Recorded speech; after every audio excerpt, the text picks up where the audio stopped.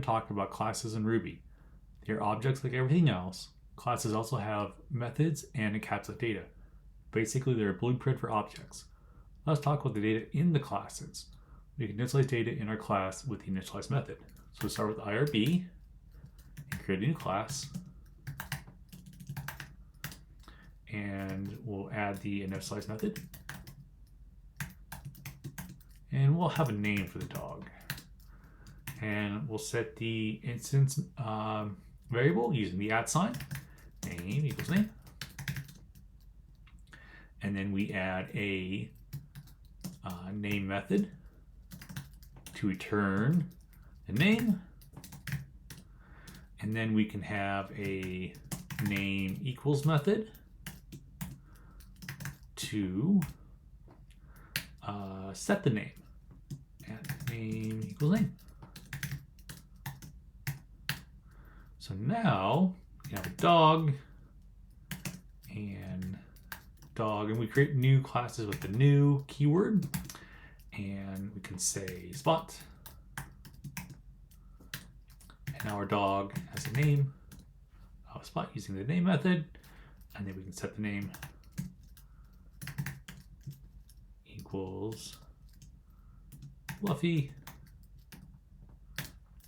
and dog name is Fluffy.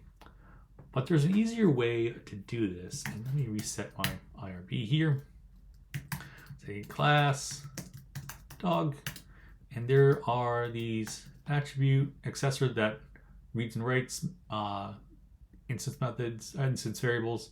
The reader just reads the instance variable, and writer writes the instance variable. But let's do attribute accessor, and we'll say name, and we'll initialize the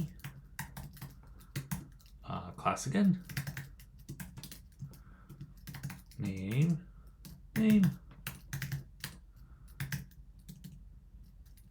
And let's also add a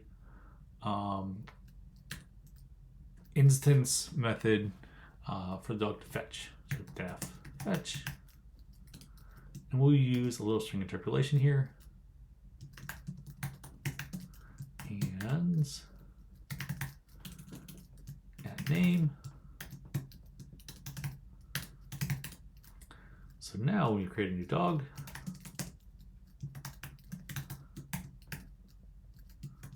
and Spot, dog dot fetch.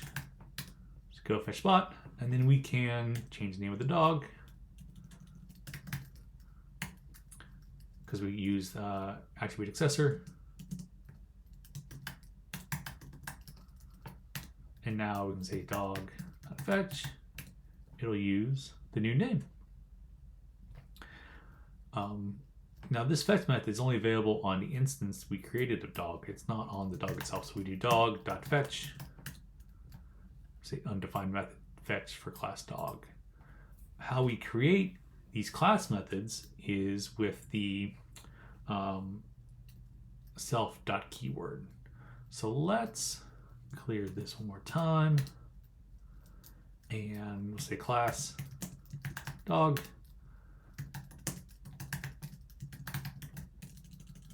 speak woof using the self keyword. Dog speak is woof. So what we can also do is create private methods that aren't available in the public API. So let's make our class dog, and we'll have a run method.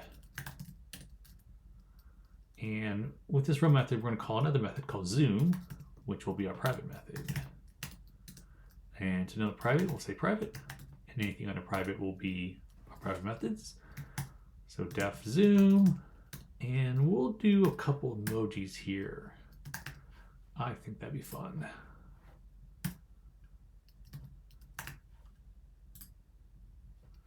All right, let's actually do a different emoji. There we go.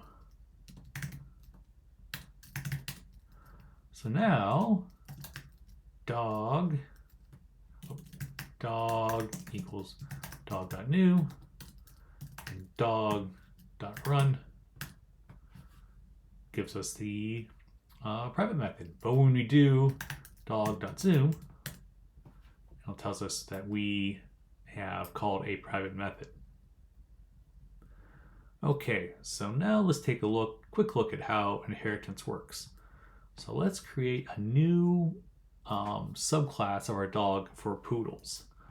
So let's say we'll name it class poodle.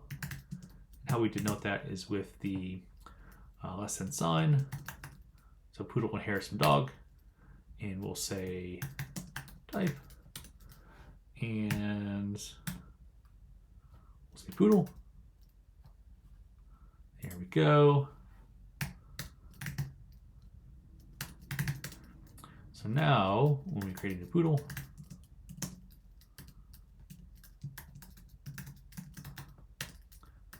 poodle's type give us the poodle, but we also have the run method because it has inherited from dog. So poodle run will give us the zoom method. So that is a quick introduction to classes in Ruby.